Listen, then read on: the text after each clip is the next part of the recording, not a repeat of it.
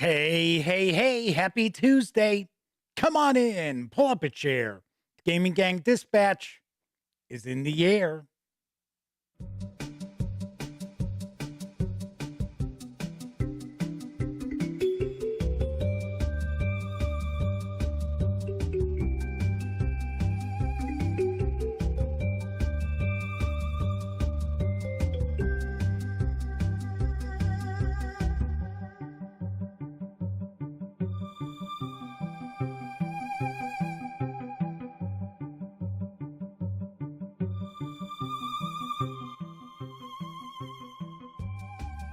Howdy, howdy, howdy, gang. Welcome once again to the Duct Tape Studios. I'm Jeff McAleer, your host, here at the Gaming Gang Dispatch, brought to you by thegaminggang.com, which I happen to be the founder and editor-in-chief. Welcome aboard. Tonight is Tuesday, March 22nd, 2022. This is live stream 767. Yeah, that's right. We're taking off into 767. So welcome aboard, everybody. If this is your first time joining me, let me point out it is super, super casual around here. Just hanging out, talking about the latest in tabletop gaming news, and then taking a look at a gaming release. And tonight, we are going to continue our Kobold Press week and take a first look at Warlock Lairs Into the Wilds. Once again, from Kobold Press. We'll be diving into this in just a bit. So if you're not familiar with how the dispatch works, the first half of the show is devoted to talking about the latest in tabletop gaming news. So if you are tuning in and watching live, let me point out that it'll be probably about 25-30 minutes before we jump on into Warlock Lairs Into the Wilds. If you happen to watch this after the stream ends, 30 minutes or more after the stream ends, there will actually be timestamps. So if you don't want to catch the tabletop gaming news, all you got to do is click on the timestamps and you can jump right to the first look. Of course, the timestamps are located in the show notes, comment area, whatever you want to consider it. And depending on what device you might be watching the dispatch on, you might actually have those timestamps on the timeline of the video itself. All depends on what you're using. Of course, if you like this video, by all means, please give it a quick thumbs up. Subscribe to the Gaming Gang channel if you haven't already. And if you do subscribe, ding that bell. It'll not only let you know when the dispatch streams live, Monday, Tuesday, and Wednesday evenings, right here on YouTube at 7 p.m. Central. It'll also let you know when I upload other videos, such as today's review of Hideous Daylight for Old School Essentials from Sword Lords Publishing. And it's good. It's good. Give you a little hint. So definitely take a peek, especially if you are into OSE, because, or, just old school Renaissance role-playing games, fantasy role-playing games, because I think you will definitely enjoy that adventure. And I can guarantee most halfway decent game masters out there will have a blast running their players through Hideous Daylight. So, of course, when you're not watching videos on the Gaming Gang channel, be sure to visit gaminggang.com for all latest in gaming news, reviews, and a whole lot more. You know the drill. Get your geek on at thegaminggang.com. And lastly, this is a live stream, so that means there is chat available.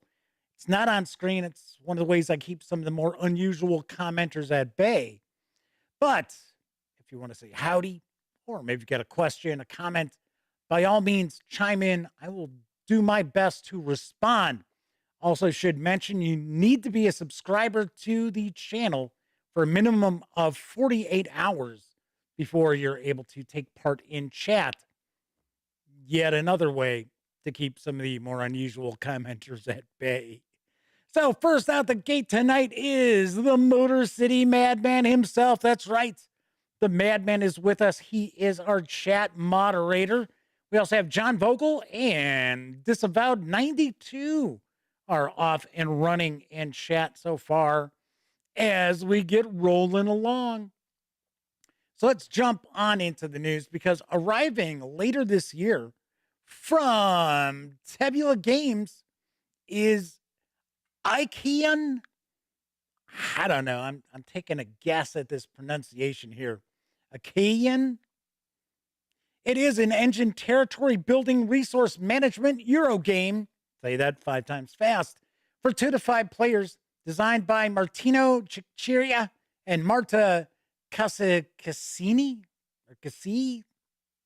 Man, can't even guess at those names.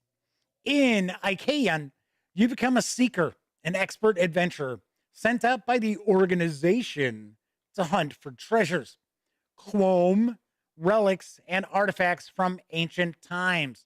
I believe that Kilm is like a resource. Game features original illustrations from acclaimed artist Travis Anderson, more than 70 highly detailed miniatures, including a unique 120 millimeter tall Colossus miniature. You can combine it with the board game Mystia for a co-op experience called The Fall. So you can actually combine both games and create a third game. Deploy your machines, harvesters, scavengers, as well in strategic places of the map before other players in order to establish control of areas and exploit its resources.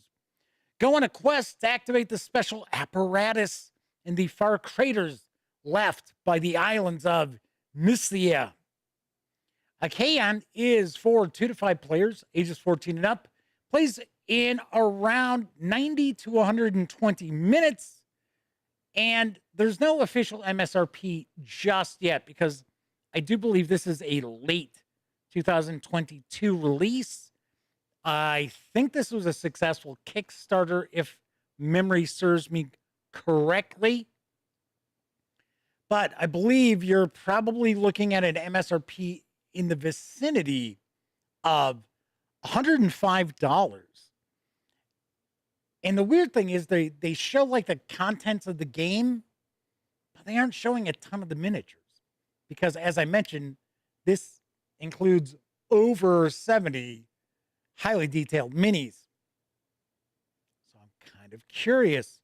I remember the Mystia game. I have not played it. I actually have not even seen it up close and personal. But I thought that looked kind of interesting. And I shared a news piece about that when that came out a while ago. And this is kind of a follow-up in the same setting. Could be kind of interesting. So Jason Bradley's with us, asking if with Ikean, do you need to build Swedish furniture? Yes, and it'll take you forever to get it right, even though the instructions are, language free. There is a miniatures-like historical battle game currently up on Kickstarter for Draco Ideas. Here's a scoop on Onus Tyrannus. Onus Tyrannus is a historical battles war game, similar to a miniatures game, where 2 sides confront each other in an ancient battle. This game is focused on the armies of the great superpowers of the apogee of the Roman Empire during the reign of Emperors Trajan and Hadrian between the 1st and 2nd centuries AD. Or what do we call it now? CE? In this game, different action cards recreate varied kinds of orders and battle events that allow every match to be unique and every combat to be epic, unpredictable, and exciting. Onus can be played anywhere, but to get the best gaming experience, they do recommend a game area as large as possible, about 3 by 3 feet, which isn't really that huge. Especially for those of you out there who do play miniatures games, that's pretty small. Units are represented by cards, which have been scaled around a centuria, also known as a century, are amenable also known as a Menipulis, representing formations from 80 to 100 men for infantry units, 20 cavalry, English, Jeff, 20 cavalrymen for cavalry units, or 6 elephants. Units have their own set of traits to represent permanent attributes of the unit, like melee combat, range attack, defensive capacity, morale, and life, as well as movement. This set of traits gets bonuses and penalties depending on the ongoing situation and combat engagements. Units also have their unique set of skills to represent specific abilities they can perform, from defensive formations to extremely effective techniques to attack enemies. Some of these skills need to be activated, meaning only one of them can be used in an engagement, while others are inherent to units. Leadership is represented in the game by the figure of the general. A general's token represents his headquarters as well as his escort. In addition to the leadership bonus, a general grants bonuses to nearby units, boosting the morale of the troops and providing additional benefits when they're engaged with the enemy in those bloody encounters. There is a little more than 2-minute long Kickstarter video to give you a better feel for Onus Trianus. So let's give it a peek.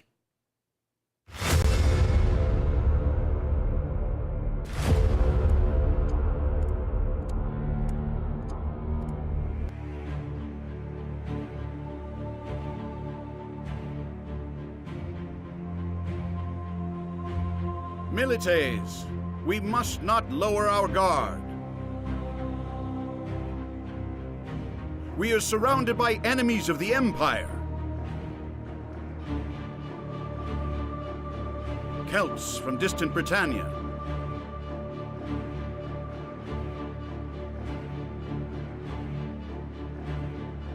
Dacians from north of the Danube. Germanic tribes, northern barbarians, and mercenaries.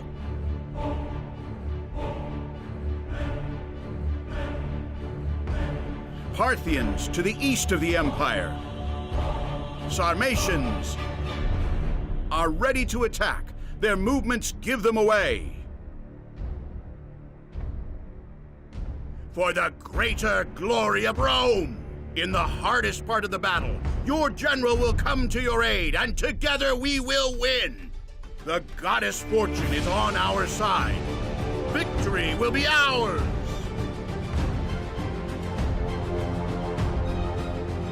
Activation phase. Movement phase. Skirmishers phase.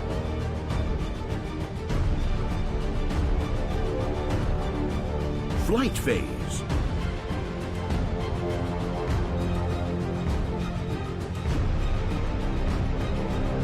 End of the turn. Onus Trianus.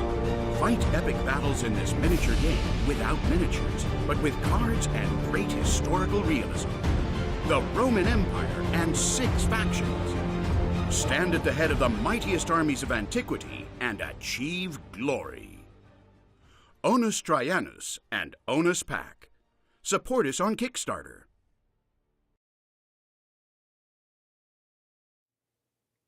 Onus Trianus is for 1 to 4 players, ages 12 and up. Plays in 30 to 120 minutes. I'd say, obviously, depending on how many players you've got and scenarios. There's even solitaire play, which I thought was pretty wild. This Kickstarter is nearly 1,000% funded. Yes, you heard that correctly. Almost 1,000%. In fact, right now, it might be 1,000% funded. You can reserve a copy of the core game, as well as unlock stretch goals for a $65 pledge through April 14th. And expected delivery is this November. I got to say, this looks pretty interesting. There have been a few attempts at bringing board games that have that essentially utilize kind of a top-down 15 millimeter miniatures look to them, they never really catch on. This looks like, I don't know, Draco Ideas might be onto something with this because it looks pretty impressive, pretty cool. So if you are interested in Onus, by all means, check it out on Kickstarter. Jason says they spent some time in and near Rome and loved walking amidst the ruins.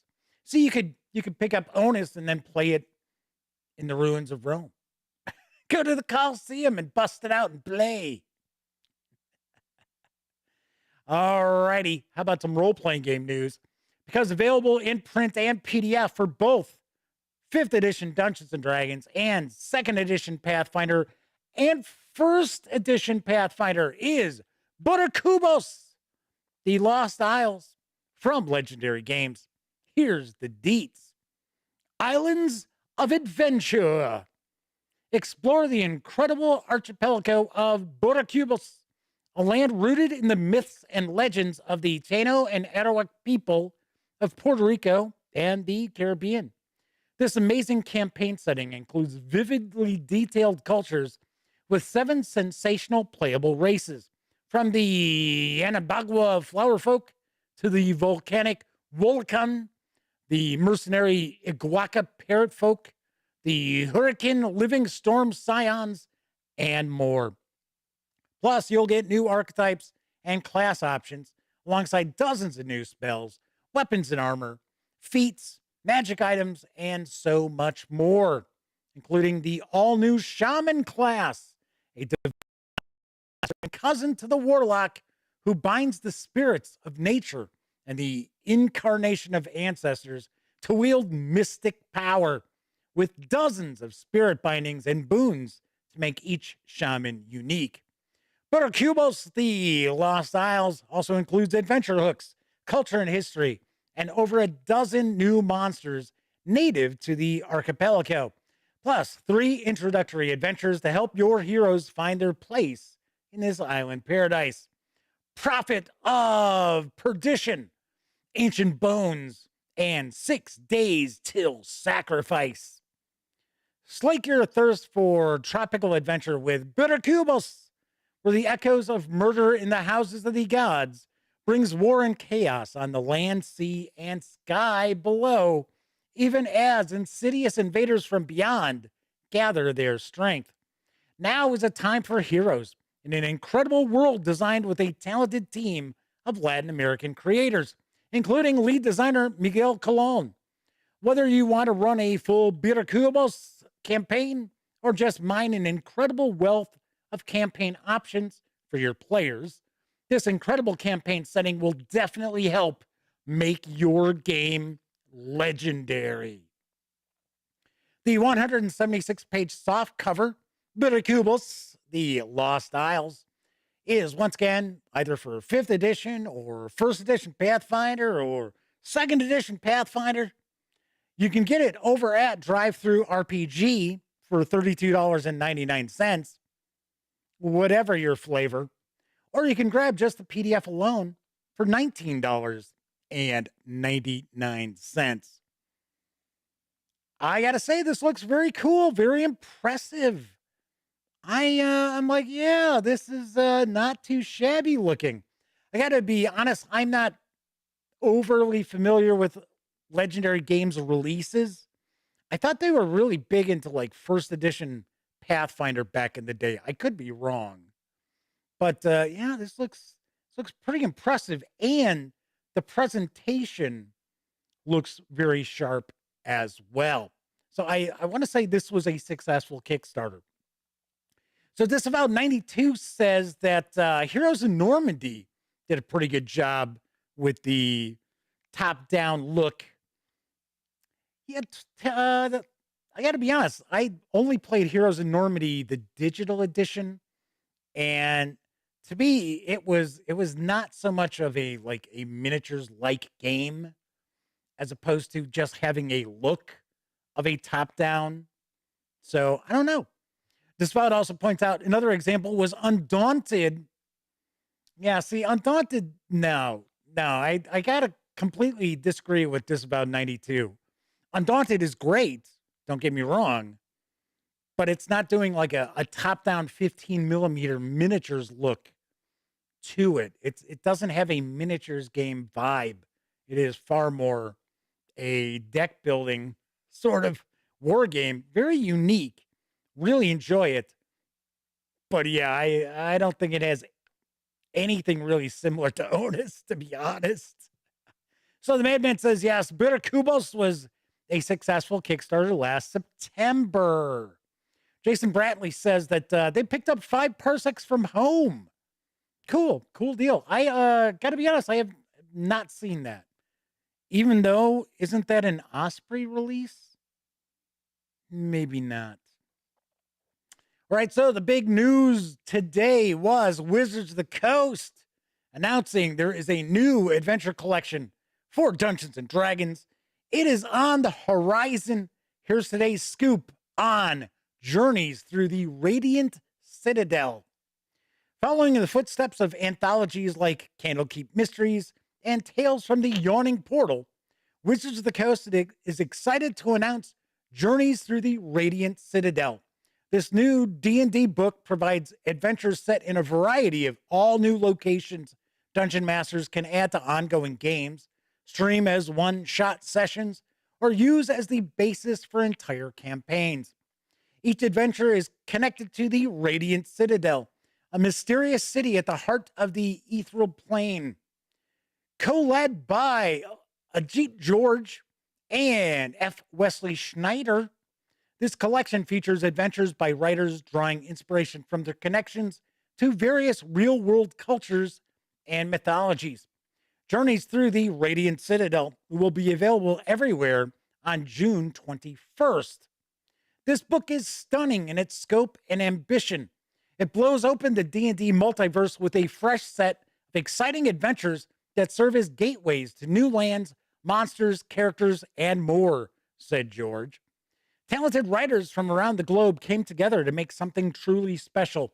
There's never been anything like this in D&D before. Each of the 13 adventures in Journeys Through the Radiant Citadel highlights a different location, introducing new characters, monsters, and more. The tome also contains a gazetteer for the Radiant Citadel itself, as well as for 2 additional lands. All these adventures can easily be added to both homebrew worlds and existing D&D settings. The adventures in this 224-page anthology range in level and tone. The first level adventure, Salted Legacy, presents a comedic mystery, oh brother, set in a bustling night market. Written in Blood, the third level adventure, sends characters to investigate a farm with a terrifying haunting. And the 11th level adventure, Shadow of the Sun, encourages adventurers to choose allegiances while navigating the escalating tensions of an angel-ruled city. Along with these, the 13 adventures in Journeys Through the Radiant Citadel are Salted Legacy, Written in Blood, The Fiend of Hollow Mine, Wages of Vice, Sins of Our Elders, Gold for Fools and Princes, Trail of Destruction, In the Midst of Manavarsha, Between Tangled Roots, Shadow of the Sun, The Night Seas Sukkar, Buried Dynasty, and Orchids of the Invisible Mountain. This 224-page hardcover is going to carry an MSRP of $49.95 when it arrives in stores on June 21st. I will tell you right now, the D&D haters and others, the sharks, are going to be circling this book for a variety of reasons. One of them, I hate to say it, but I live in the real world, everybody. I think one of the reasons why there will be some people who will be very critical, I guess I'll say overly critical of this book, is because everyone associated, as far as I understand, everyone associated with Journeys Through the Radiant Citadel is a person of color. And that's why there was that quote about nothing like this has ever been done for Dungeons and Dragons in the past. And that is true. There is no book that has been created strictly by persons of color. So, but I'm telling you, I just got a bad feeling because, you know, you got those shitheads out there. I don't know. Then again, I mean, let's be very honest. Lately, the Dungeons and Dragons releases have not been knocking them out of the park. So, fingers crossed that this turns out to be a pretty cool compilation, or I guess we'll say anthology of adventures. So, Jason says 5 parsecs is from Modifius. Ah, got it. Very cool. All right. Omanal is joining us in chat. Is that really the issue, or bringing real world politics into fantasy games?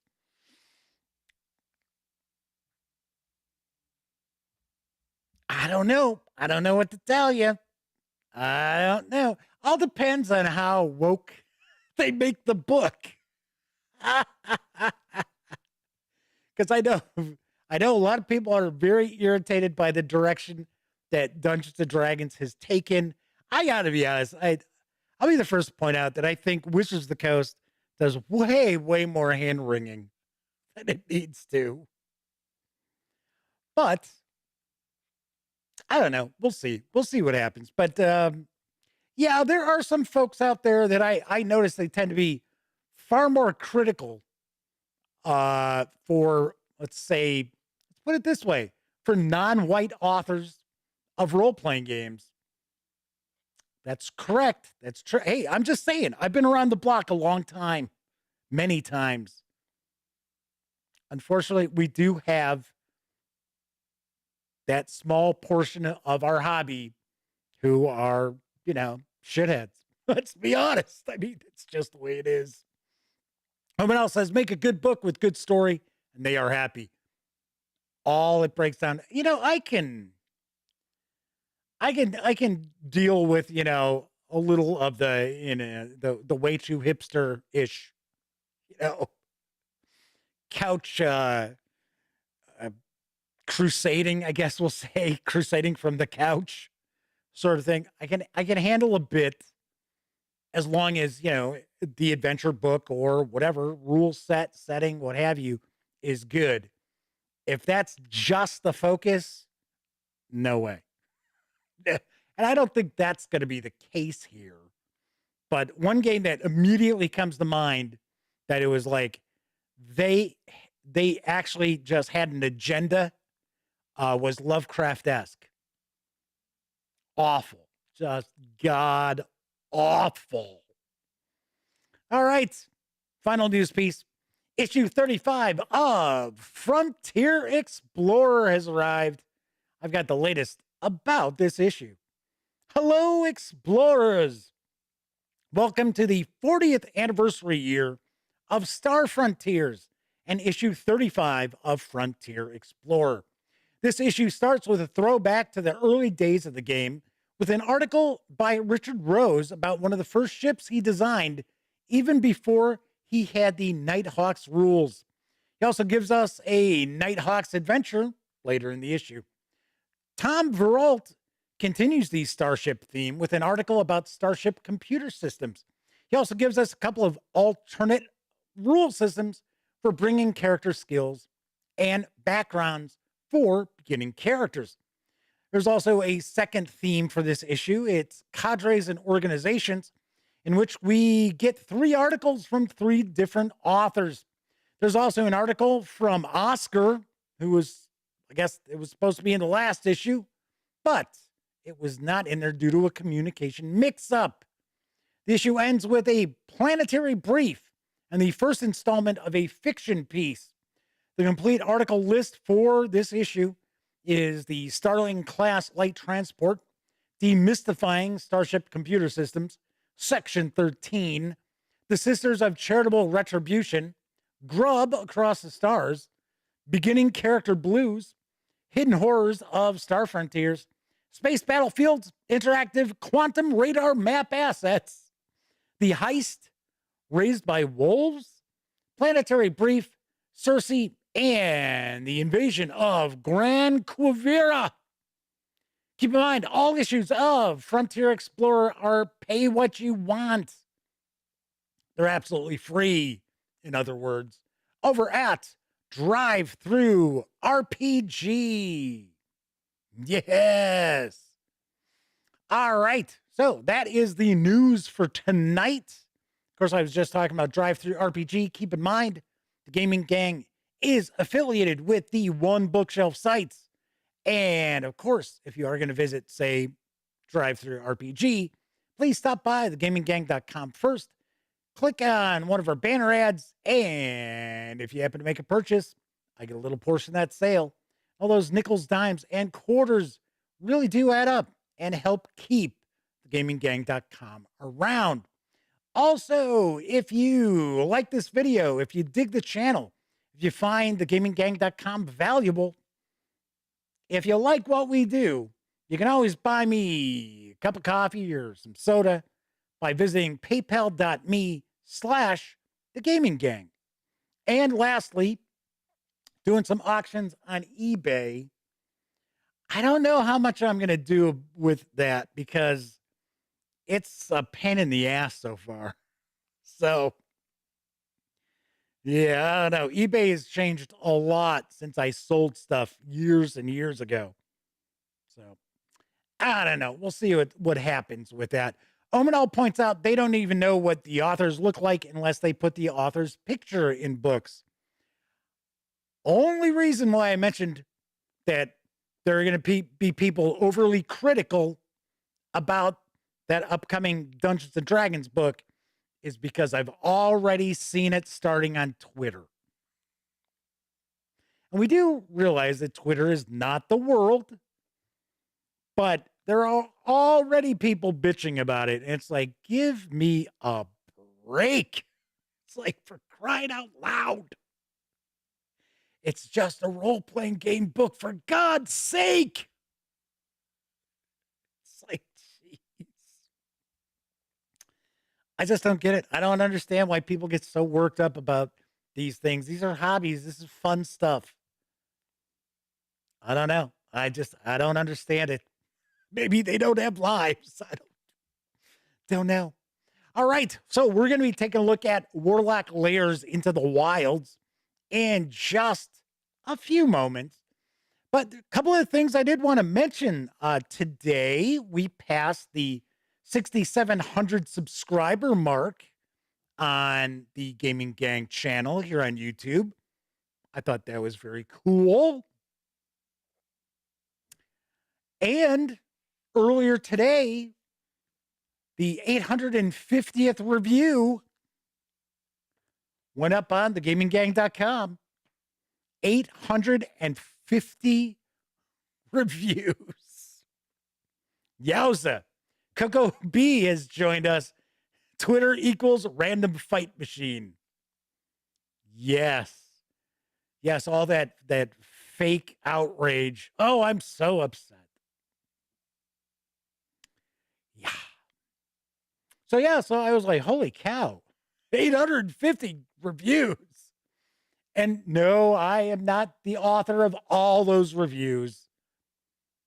Probably 600 or more. It's my guess. I have not actually gone through all 850 to find out how many I did and how many, like Elliot, back when he was part of the Gaming Gang. He was pretty prolific with reviews, but I think he's probably around 110, 120, because he's still my best friend, but he's been gone from the site for a long time. Although might see him return.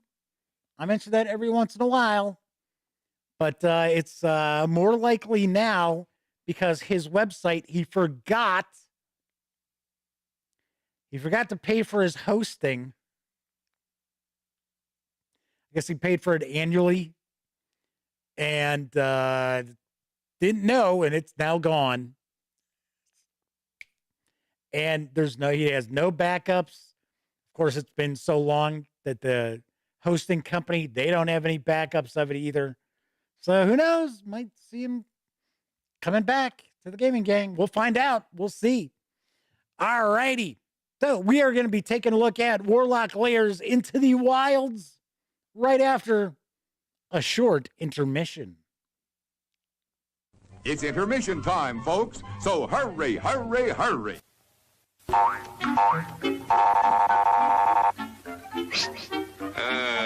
Yes, sir. May I help you? I'd like 2 of those, please. Hot dogs? Yes, sir. And 3 of those. And 1 of those. And 5 bars of these. And a cup of that nice hot liquid. Coffee. Coming right up. Oh, and 2 bags of those peculiar white puffy material. You mean our crunchy popcorn? Shall I wrap that for you, sir? Oh, that's all right. My saucer's just outside. They come from miles to enjoy our intermission.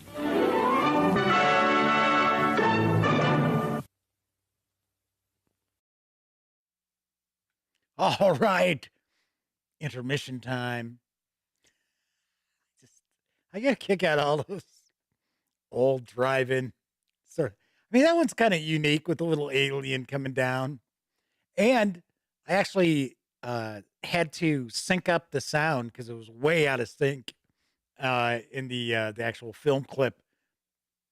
So I did that with that as well. Doug Roberts has joined us in chat. Good to see you, Doug. Thanks for swinging on in. All right, so tonight we are going to be continuing our Kobold Press week as I take a look at Warlock Lairs Into the Wilds from, as I mentioned, Kobold Press. It's edited by Scott Gable. This 175-page hardcover carries an MSRP of $29.99, or you can grab the PDF for $14.99. So let's swing on over to the other camera because here I've got Warlock Lairs Into the Wild, or Into the Wilds, I should say, plural. Let's hopefully keep our fingers crossed that the ye old Sony camera behaves tonight. I was messing around with it a little bit today. See what might be going on. Perkins Dearborn's joined us. Good to see you, Perkins. Perkins says they're running late. They missed the news section, but they did get to see the intermission. So there you go. All right, let's take a peek here. The wilderness calls. Bugs gather in thick, buzzing clouds, constantly biting. Leaves whisper and cast strange shadows. You almost stepped in some weird monster scat.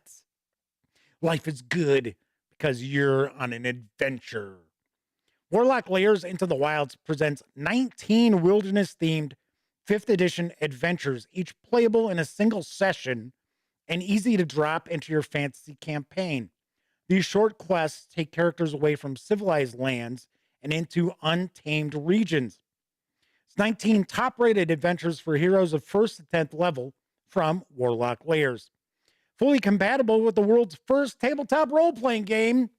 What could that possibly be? Set in remote, all but forgotten locales, including blasted wastes, lush fey forests, and harsh northlands. Includes 4 brand new excursions from seasoned authors. The opportunities are great, and so are the risks. Gather your gear and explore the wilds. Doug Roberts says they like the intermission shorts because they take him back to his youthful years. Yeah, some of them I share are from beyond, before my time, and I'm sure before many of your times as well. But I get a kick out of it. I find it funny. Something a little different. Okay, so we're going to dive on in.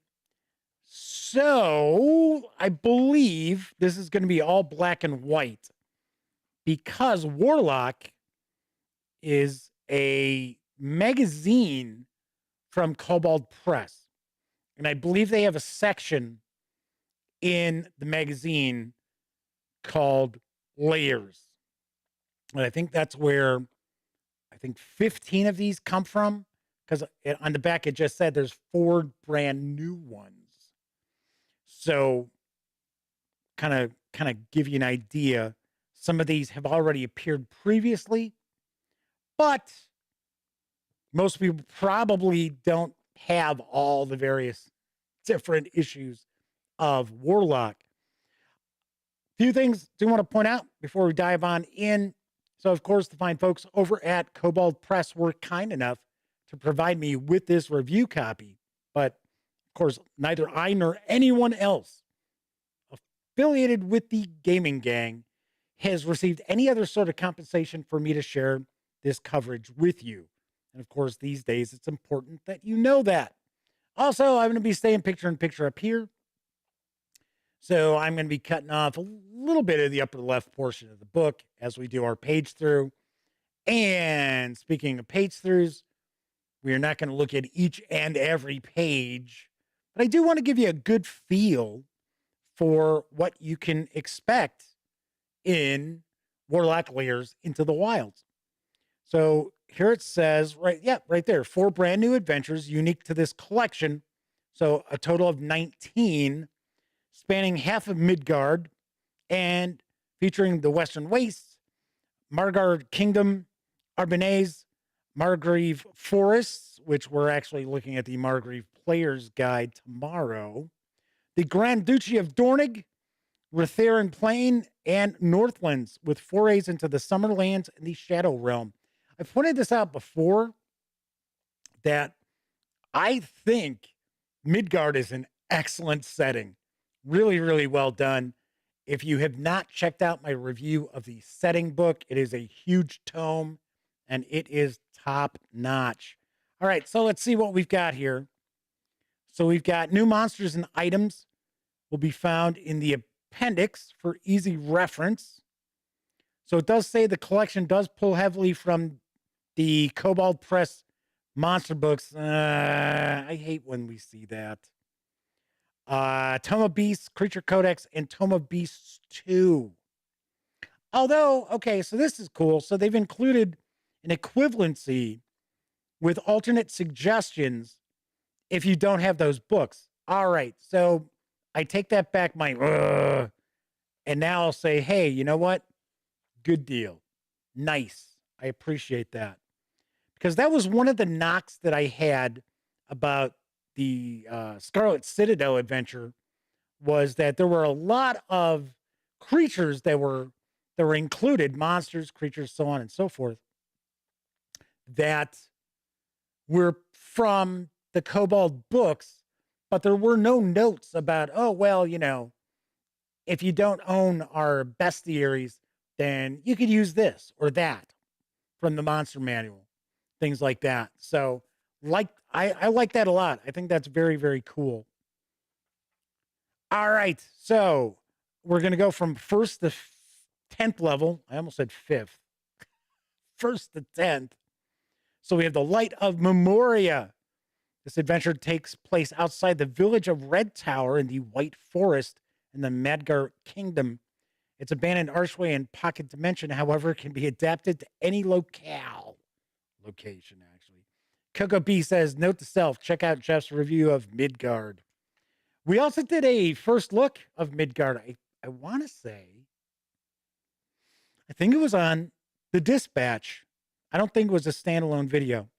All right, so just kind of get an idea. And I got to say, hey, this is a regular size book, right? So I can read the print easily. That pocket edition last night for Vault of Magic, that was a little tricky. People were probably sitting there thinking to themselves, geez, can't Jeff read? What the hell's wrong with him? So it looks as if we actually get a few pages for each of these. I was thinking these are going to be, like 3 pages long, but no, these are a good number of pages, at least for the first level adventure here. We've got Wrath of the Bramble King for 2nd level characters. Got the different, okay, so this one is shorter. We got the Empty Village also for second level characters. And of course, all the artwork within is going to be line art. It's going to be either black and white or grayscale. So we've got one for third level here. Cool map. Nicely presented there. Oh, let's see what. That's pretty cool. I was going to say, as I mentioned last night, as we were taking a look at Vault of Magic, and I tend to say this whenever we're looking at any of the Kobold Press releases I've had an opportunity to take a peek at. The artwork and presentation is always top notch. Really, really well done. Even in just the line art, like we're taking a look at here. And some of the line art that we've had in like the Kobold guides to what have you, guides to world building, game mastering, like game design, things like that. So Perkins says they like how Kobold has a regular structure to the adventures. Yes, that's also a good point to make as well. The White Warg account. So for third level characters. So far we've got one for first, two for second, two for third.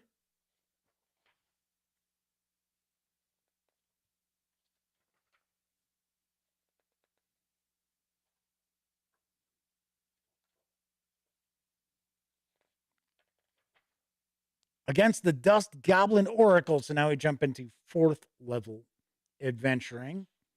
I'm going to skip a few pages. The paper stock is very, very nice. It's actually pretty heavy.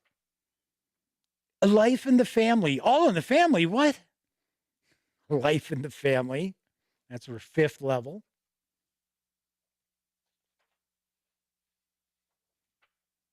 Raid on the Savage Oasis for fifth level characters. This adventure takes place in a secluded oasis within a large gorge south of Elaine and east of Bourgogne.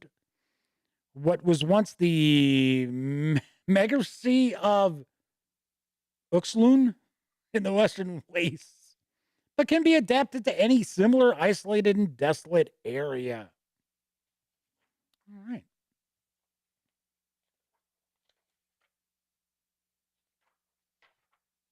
Beneath the Witch Willow.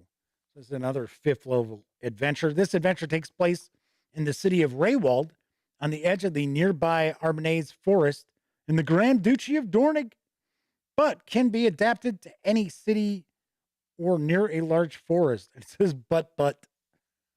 Oops. Little typo there. Like this is a longer adventure here. Yeah, that was quite a few pages. We've got Terror in Altbach, another fifth level adventure. I think that's what, our third that we've seen so far. The adventure begins in Altbach, a small town on the outskirts of Zobeck, the free city of Zobeck, which is a major location in Midgard, but takes place primarily in the surrounding wilds of the nearby foothills of the Iron Crags. The adventure can easily be adapted to any similarly situated region. All right. Lots of goodies here. Pride of the Mushroom Queen. So we'll take a look at a little bit of the background. I'll give you a bit of it. 2 centuries ago, a creature known as the Weft of Shadows broke into a minor elf noble's extraplanar vault in the Summerlands, and stealing several powerful magic items, it deposited them in random forest locations throughout Midgard. However, thanks to an unusual set of rules involved in the creation of these artifacts, once mortal hands have touched them, the elves can no longer claim them. This adventure continues with the background introduced in the earlier Wrath of the Bramble King adventure. All right, let's see. Do we see the Mushroom Queen? Do we get a picture? I'm looking. No, there's no picture of the Mushroom Queen. Run like hell for 6th level characters. It's like the Infernal Gnomes. Yes, in Midgard, the gnomes, probably not all of them, but Gnomes tend to be evil characters, evil creatures, as opposed to the typical 5th edition gnomes. Ill met in Lankmar. Ha! No, it's ill met by moonlight. For 7th level characters. Oh, this one's real short. Out of phase, another for 7th level characters. It's like that one's fairly long. The Wilding Call.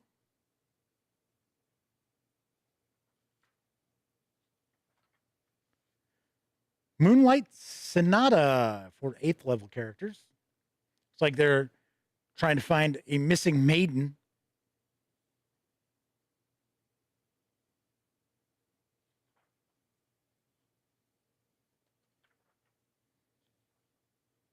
Race for the Shining Dawn for 8th level characters. I like how we get, of course, we get the adventure background, and thankfully it's not like 5 pages of background, because as much as a lot of game masters enjoy that, and I like settings, I like, backstory and fluff, just like everybody else, but I don't necessarily want to get bogged down in it when I'm running an adventure. So, especially when it's stuff that doesn't matter. I say it all the time. You're doing like a dungeon delve. It doesn't matter who used to be in the kitchen, in the abandoned kitchen, and the backstory of the person who was the cook, if they're not there. And you see that a lot in adventures, especially modern adventures, where it's sort of like, of course, you got to keep in mind, writers get paid by the word too. So, all right. But yeah, so far, each of the adventures has a, particular kind of layout. Get our background, summary, adventure hook. And then we kind of get into the different areas. We get a map. So the Undying Flame is for 9th level characters. This one is also pretty long. Quite a few pages to that. Got the Shadow's Envy for 10th level characters. I think that's going to be the last. I think this is the last one. Aha, there we go. So here's our appendix. So we've got hazards, new magic items, and spells.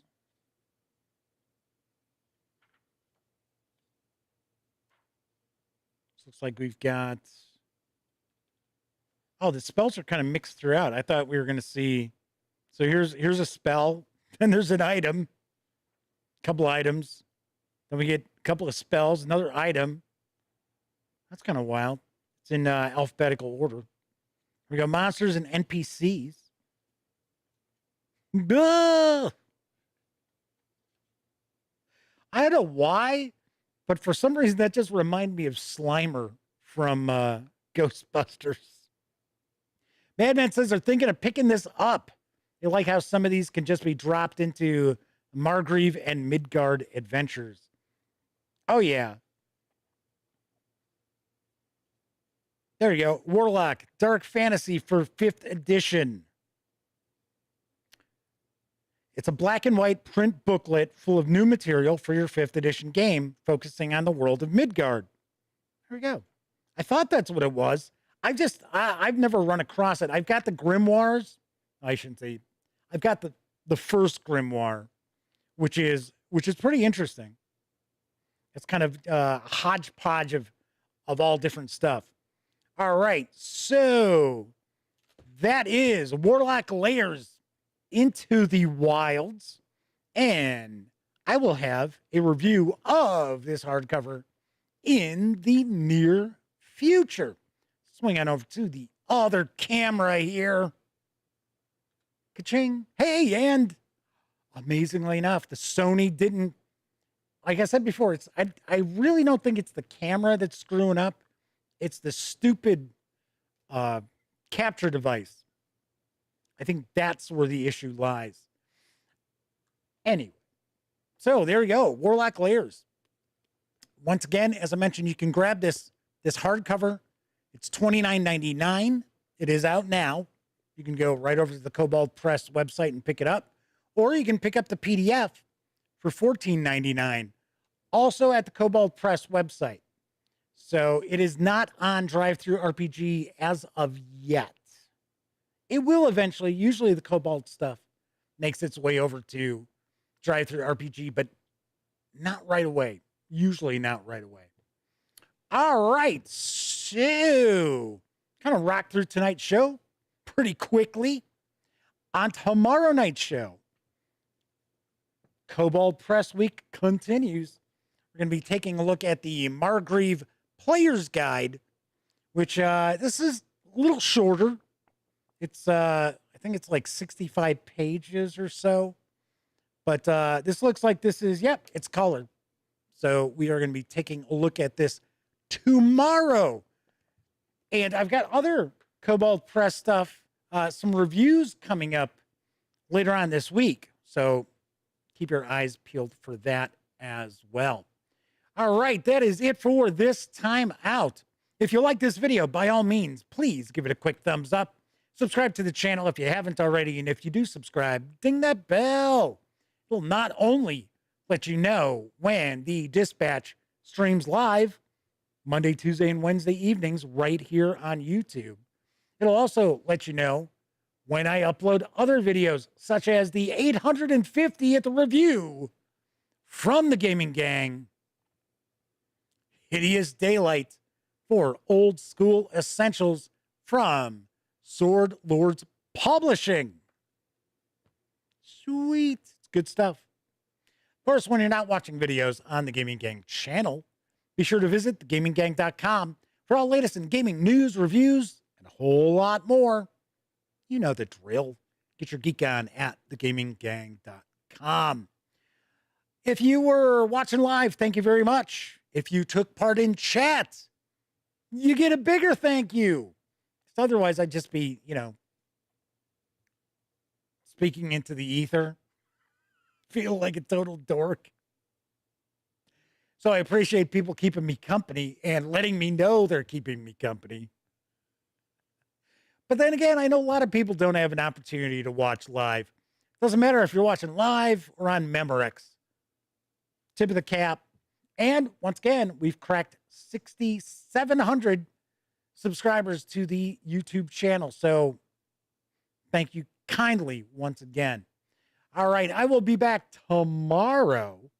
And of course, as always, here's hoping each and every one of you gets to enjoy plenty of great gaming with your gang.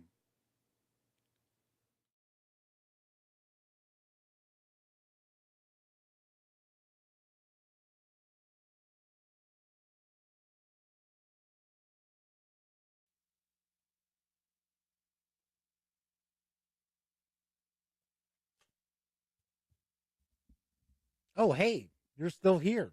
Well, if that's the case, by all means, subscribe to the Gaming Gang channel by clicking right here. Check out the latest episode of the Gaming Gang Dispatch, or find out what YouTube recommends you check out from the channel. And of course, once again, I'm Jeff McAleer. Thanks for watching.